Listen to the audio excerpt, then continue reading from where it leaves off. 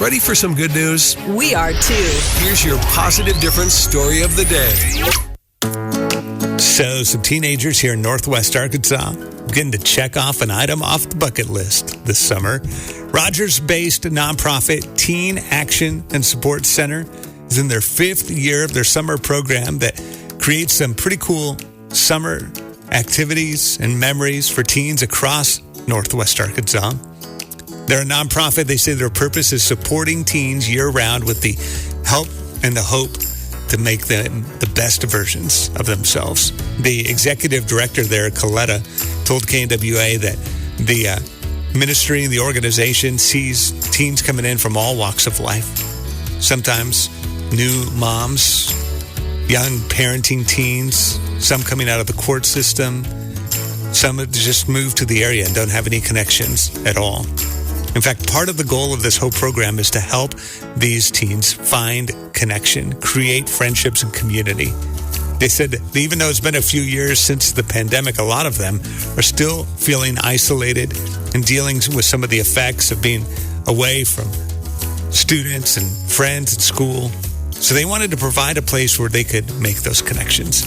So they created the Bucket List Summer Program. It's at no cost. It's an 8-day camp for teens geared for the ages of 13 to 16. It's right here in Northwest Arkansas. The program, they say, is all about experiential learning, connecting kids towards experiences in the community that they might otherwise not get a chance to do. Things like kayaking, rock climbing, mountain biking. And they say the program not only builds community, it builds self-esteem and friendship as well. In fact, one of the coordinators of the program said, it's pretty unique when you take 15 kids who don't know each other. They might be kind of quiet, they said, that first day. But then you go on something like a rock wall climb that afternoon, and just like that shared experience of doing something hard together, and now they're connecting, and you're just watching them grow and blossom. That's pretty cool, and it's happening this summer right here in Northwest Arkansas. That is our positive difference story of the day. Real people, real life, the KLRC Morning Show. 90.9 KLRC. So Tom, our dear friend from New Life Ranch, is here with us. Good morning, by the way. Good morning. Thanks for coming in. We want to talk a little bit about some of the good stuff God's doing at New Life Ranch this summer. I wanted to ask you first, just because so many people are talking about it, and it's everywhere, since we got the first news and the pictures and the videos from what happened in Texas with that tragedy. I think it's kind of captured everybody's kind of heart and attention. Definitely. I imagine for somebody who works in the exact same space as in the Christian camping world, how did that hit you guys? Yeah, heartbreaking. As I know it is, I think, for everyone across the nation. But like you said, being in that same space of camp and having kids that come each and every week, it really hit home. Being a parent of 5 kids, talking to one of our staff who has 2 girls that are close to the age of what those campers were. Yeah. I mean, he was just tearful even. Like, I had to stop looking and reading about it because it was just hitting home even more. Yeah, that makes sense. Yeah. Wow. What, and I'm sure you guys have already dealt with a little bit of this where, whether it's campers or maybe even more so moms and dads who are like, man, I'm a little anxious now. There's still some time in summer. Kids are going to still be coming to camp, which is an awesome thing. Yes. What are you guys saying to those parents that are like, I'm a little nervous about this, or a lot nervous definitely. About it? Well, one of the first things we say is we understand because most of us are parents as well, and it's real for us too. But then also with that is recognizing that horrible freak accident, tragic, absolutely. And we lean in on precautions that we've taken and safety protocols that we have in place. We start summer with 2 solid weeks of staff training where we're going over policies, procedures, how do we handle situations. And in a situation like this, when it became known to us, Saturday we ended camp, we did a reminder with our summer staff. Hey, again, this is how we'll handle things. And weather craziness isn't unusual to us here in Northeast Oklahoma, Northwest Arkansas. And so we have things in place that we do to track weather. We have memberships to some things that we pay to have services notify us that have much better radar stuff than our phones do, and so just a reminder to our staff of, hey, this is what we do and how we respond in those situations. No, that's really, really good. The KLRC Morning Show. 90.9 KLRC. Okay, let's talk about a brighter subject. Yeah, definitely. Okay. New Life Ranch, for folks who don't know, one camp, two locations, great mission. Been doing this for a long time. In fact, you were telling me back in the day when Tom was first serving and working there, counselor. The size of the camp is what the size of just the summer staff is now. Is that right? Yeah, it is. So, New Life Ranch has been around for 67 years, started in 1958 in Colcord, Oklahoma, just about 3 miles as the crow flies from Siloam Springs. Mm-hmm. God's grown the ministry. And almost 8 years ago, we added a second site. So we like to say we're one camp, two sites, one mission, to proclaim the gospel of Jesus Christ and equip believers for ministry. And my first summer as a camp counselor was 1990. Our summer staff was maybe about 30 people. Now we have a summer staff of really 125 at each site. So about 250 summer staff we have between both sites. And back in the day, full week camp would be 120 kids. That's so wild, man. Yeah. Very cool to see what God's been doing in that. And over those years, literally thousands of lives. Give us, if you would, just one glimpse, even a story of something that God's been up to that we can celebrate from the summer. Yeah, one of the things, there's so many. Again, we'll have roughly 600 or so campers every single week. And one of my, I like to say one of my favorites, but I could say that for all of them. Sure. But one of them right now is a story just recently heard from a dad. This dad talked about how he grew up going to New Life Ranch as a camper, went through the leadership development program. We have an intentional leadership program for high school students, 10th, 11th, and 12th grade. There's 3 levels to it. He went through all of those, and he just shared how it was so transformative in his life and gave him direction to where he is now in ministry. And even to this day, he is using things that he learned at camp, activities that he did at camp. He's using now the ministry he's a part of working with students. Wow. And helping them break free of addictions and challenges they're facing in life. And then it was just so cool, a full circle, him sharing how excited his kids are coming to camp now. And already his kids beginning to learn some of those same things. And he mentioned this is one thing. He was so proud of one of the counselors of his son sharing how his son had initiated praying for the cabin because a storm came in. And, there was some thunder and lightning and stuff, and praying for the cabin for just God's peace and protection for them. And it's just really cool hearing that from a dad, and then full circle of his kids experiencing camp and how God's at work. And the thing that I've known through, I was talking to somebody that it's decades now for me that have been a part of this, is that God uses camp to change lives, and kids need camp. Yeah. Man, we love that. The KLRC Morning Show. 90.9 KLRC. The positive difference. There's so much conversation in today's culture about kids these days, and man, they're just, addicted to their phones as if the parents aren't, right? Or like as if we're right, as if we're not all struggling, figuring it all out. Yep. And it's such a digitized world that it's so countercultural to take a student or even staff, right, and to take them out of that for a week and put you into this place where, man, instead of staring at a screen, you're staring at God's creation. Yeah, absolutely. What have you seen as you guys just watch that environment and kids that are coming in there, maybe even for the first time in a long time, unplugging, and what does that do to them? Yeah, you're probably familiar, there's a pretty popular book right now called The Anxious Generation. And for me and our staff, we've been reading through that, and kind of 3 takeaways. Kids need to put down their phone, get away from the screen. Kids need to be out in nature, out in creation, adventuring, and they need time away from their parents. That's camp. Yeah. And what we see in that is like kids begin to thrive. We don't part of our programming isn't to get kids to put their phone down, like when they get home. Right. But it's super cool hearing stories from parents of they want to take this app off their phone. They want to be on their phone less as they get back from camp. Wow. And so, God uses camp to change lives, right? And kids need camp because they get out of that normal noise and pace of life and get to be in a space where camp is fun and crazy. We have a thing called morning camp party where we sing silly songs and play fun games. I like to call it controlled chaos. Nice. Lunches are unbelievably loud. It's gotten louder for me as I've gotten older, but I love it. There's just songs and they're dancing and they're jumping around. So it's crazy, but there's also time of pause, of peace and rest. I love coming into camp early in the morning, and we have a thing called Table for Two. It's where campers sit with just God in their devotional book and start the morning that way. Wow. And seeing hundreds of kids peppered around camp is just a beautiful thing. I mean, I get goosebumps right now talking about it.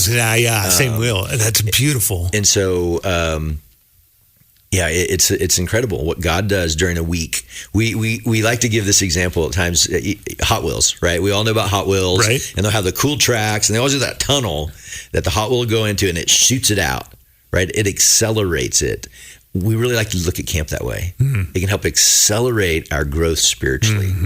Now, we also know that's not sustainable, right? Yeah. And so that's where, we're talking to kids about being plugged into a local body of Christ somewhere. Yeah. You got to be involved in a church, get involved in a youth group where ongoing discipleship is happening in your life. That's so good. It's just of utmost importance. Love it. Yeah. And by the way, for anybody who's maybe even hearing about this maybe for the first time, and New Life Ranch is definitely, it's summer camp. It's also family camp, retreats, so much that you mentioned 2 locations. What's the best way for somebody who wants to just learn a little bit more about it? I'm assuming going to the website? Yeah, website, newliferanch.com. And like you mentioned, summer camp is a big thing for us during the summer, but we're a year-round ministry. We'll have about 30,000 guests each year that come to camp. And about 5,000 of those are during the summer. So the rest of the year, we're continually busy partnering with other ministries and churches and serving them, coming alongside them to help accomplish their mission as we go about fulfilling ours. Love it. Thanks for coming to hang out a little bit, Tom. Appreciate it. The KLRC Morning Show. 90.9 KLRC, the positive difference. Ross, the intern, here helping produce the show this morning. Ross, just a little while ago, asked me a question because, Ross, you're kind of in a newer little relationship, which is a little summer romance, which is kind of fun. Yep. And Ross asked me, he was like, hey, you have any good dating or relationship advice? You want me to ask it how, like I asked it when I asked you? Sure, yeah. Hey, Mark, do you have any relationship advice? Can you give me your best relationship advice? Exactly. Yeah. To which I said, no. No, I didn't say that. But I said, I know the perfect person to ask. Dr. Rosemary from the John Brown University Center for Healthy Relationships. Good morning. Good morning. So dating advice we're going to give. We're going to do this. Fun. Yes, we're helping Ross, the intern, out with I'm so ready. My some hands and my relationship feet are advice. inside the cart. Okay. So we have a captive audience. I think is what you're Yes. saying. Yeah. Good. He's probably going to be taking good notes. All right. So I am curious. I mean, you guys, obviously being here on a university campus, a lot of people that are in that season of new relationships are exploring dating. And I know you work with folks all over with that. So I'm curious what big tips come to mind for you all, not just for Ross, but for anybody else too. Well, I mean, relationships, whether they're romantic or they're not, there's a lot of similarities. And I think we often will put romantic relationships kind of in its own category. Like, I've got to do it this way. But actually, if we have good relationship skills, friendships, that's probably the best basis for a dating relationship. Yeah, that's good. And so even the kind of relationship that you when you move into a romantic relationship, come at it from a standpoint more of, I'm developing a friendship here. I'm developing a relationship, not just I'm dating someone. And I think that's one of the challenges even with online dating, or you don't actually get to be a friend before you choose to enter into a relationship. You kind of have this, I'm sitting across somebody and I've got to decide whether or not, a table from somebody, and I have to decide whether or not I'm going to date this person again. Right. Or we met on a website designed for dating. Yeah. And I'm not that I'm against that, I think, but it just comes with its own challenges. So as you think about what does it look like to enter into a relationship? And yes, hopefully that turns into a romantic relationship. Sounds like you've got that in mind, romantic. Even just to step back and say, okay, what does it mean to have a good relationship with somebody? And then translate that into romantic. Okay. So we came up with an acronym for this. All right. Because I think your listeners probably know me well enough. I like to have, 3 of this, or an acronym of that. Always helps me remember. So the acronym is BRAVE. Okay. And I really like that because relationships take courage, right? It takes stepping in and being brave. So if you can think about this in terms of brave. So the first one, the B, is for bonded. And that's where we have this deep connection, deep sense of connection and trust. That does not happen overnight. So even though asterisk. That does not need to be your first date. And sadly, it's not raved with a B at the end, because really, and this is more the outcome of some of these other things, but because it's an acronym, it starts with B. Mm-hmm. So bonded, that's our goal, is to be connected and have a deep trust. So this is with that, whether, again, friendship or romantic relationship, what does it look like to have a connection with them? Finding things that you have in common, building trust. Trust can be built, it can be destroyed, it can be rebuilt, but that's a unique thing to a relationship. You've got to be able to really trust that person, and that comes over time. Mm-hmm. So that's the B, bonded. Okay. R is resilient. So the ability to withstand challenges and grow stronger through that. I think most people will try to avoid conflict, which is a good thing, right? If you're always out looking for a fight, you're probably not going to make a good friend or partner. So it's natural to be avoidant of that, but to think about conflict as actually being constructive. That conflict is like muscles. When there's resistance, you build a stronger muscle. So if you don't agree on something, stick with it. Stick with the discussion around how do we make this work. But let me also say this. I had a young person come to me, and they'd been in a relationship for a couple of years, and they just felt like they were continually bumping up against conflict. And I said, well, maybe you need to get some counseling. And this person said to me, but if this is in some way indicative of the rest of my life, I don't want this. And I'm not even engaged. So why am I trying so hard to make it work with somebody who I have constant conflict with? Yeah. I thought there was real wisdom in that, actually, knowing when, there are things here we can work through, but at that dating stage, I'm not engaged. I'm not tied to this. Yeah. And maybe there are times when we actually just need to cut ourselves loose. So it feels like there's almost like 2 ditches you want to stay out of. One, be aware if there's no conflict at all, that might be a sign of like, hey, I don't know how real we're being with each other here. Yeah. Not I found the perfect person. Right. Yeah. It's probably like something's probably not being fully honest here. The other ditch would be, man, if we're always butting heads over everything, okay, that might be a red flag that something might not be a good match here. Yeah, and I think we often, when we've maybe envisioned this person that we're dating as being, this is a potential spouse for me, to actually make that cut can be really hard when you do see red flags in a relationship. Mm-hmm. But that's actually the purpose of dating, right? Is to see, have we exposed some things here that aren't good, and then end it when it needs to. Yeah. So. The KLRC Morning Show. 90.9 KLRC. So we're talking with Rosemary from the Center for Healthy Relationships. Ross, the intern, is here this morning. And good morning. You getting some good dating advice this morning? Absolutely. Okay, so this is so good. Ross asked the question. I was like, hey, well, let's ask Dr. Rosemary, because she's coming in. You were wondering, like, okay, so what's some good dating relationship advice? It's the best dating advice. This has been pretty good. So Dr. Rosemary said, hey, I got this acronym that might help. So we talked about B, bonded. You want to pursue actually connecting, right? Not too fast, because that could be unhealthy. And then you mentioned resilient, kind of, hey, don't avoid the conflict. Like when it's there in a healthy way, can you process into it? What other advice? So the acronym is BRAVE. We've got bonded. We've got resilient. The third one, A, is authentic. Be honest and true to yourself and to each other. And so the honest with yourself, that can often be just as hard, right? We talked about if there is challenges, maybe this isn't the person. I may really like them, but is this actually the person that I want to spend the rest of my life with? So be true with yourself, but then also honest with each other.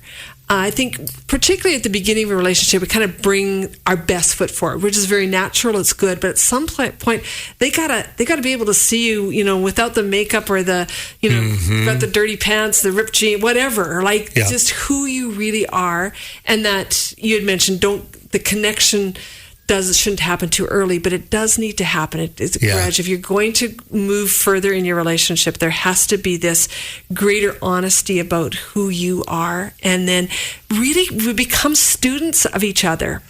And you had a great question the other day too, Ross. You were talking about, okay, well, what about, hey, we want to do stuff together. Like, how do I know what she really wants to do?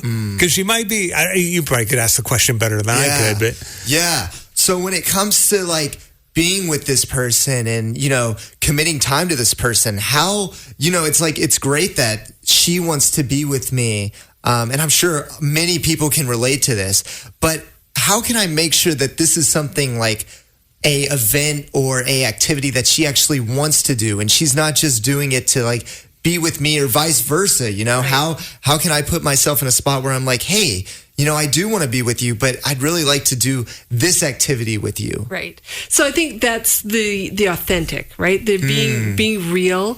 And you can't control whether or not she is being real with you, but you can be invitational to that. You can be accepting. So being real about what you're really feeling. If she asks you to do something and you're not crazy about it, but you're willing to do it, those two things can coexist. You can say, this wouldn't necessarily be my first choice, but I actually really want to be with you, and so I'm happy to do it for that reason. That gives her two pieces of information.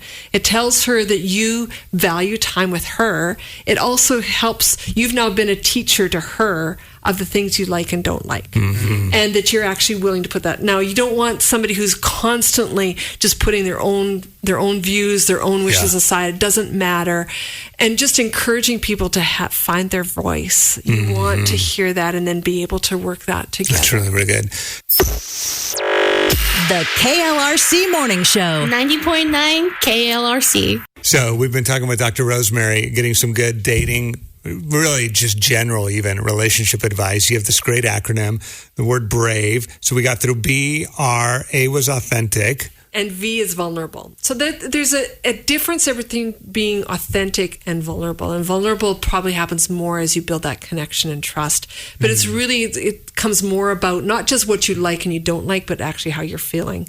So being willing to share those feelings, and that's risky. You have to know that the other person is going to hold that precious, that they can be trusted with that. But that's a part of being brave in a relationship, is actually bringing your true self, your true feelings to the table.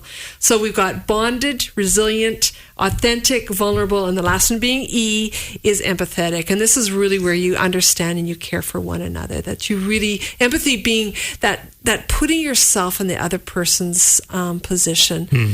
And just, what does that look like? I remember when my husband and I were dating, and that was a long time ago, but when we dated for 5 years, and there was some really tough stuff that happened during that time. I had a lot of family upheaval, and he didn't come in and try to fix it. He was just there with me. And that taught me during that dating years that he was trustworthy in those really tough times. And that has served us well over the decades that we've now been married. That's and really he continues to do that. That is really good. Can I ask a question about authenticity and vulnerability?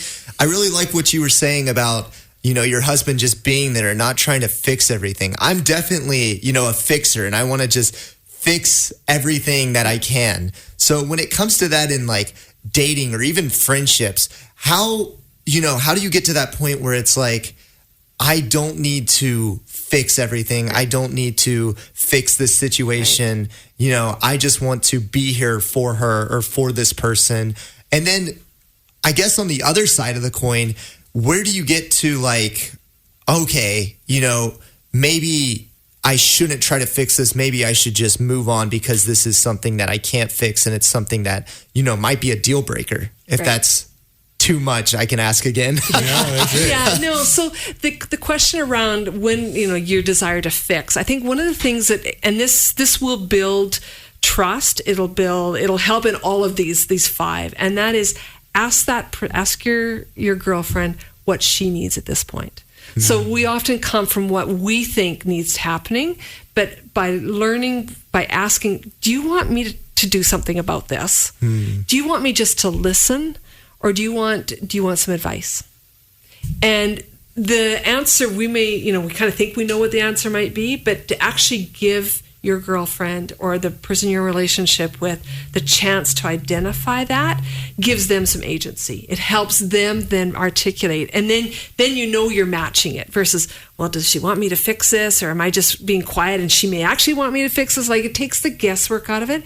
And I think if there's anything in that I think we can do to improve all relationships, have those kind of conversations. Like, just like, what do you want from me right now? Like, not what do you want from me? Right. Like, what do you need right now? Because I'm caring for you. I have empathy for where you're at.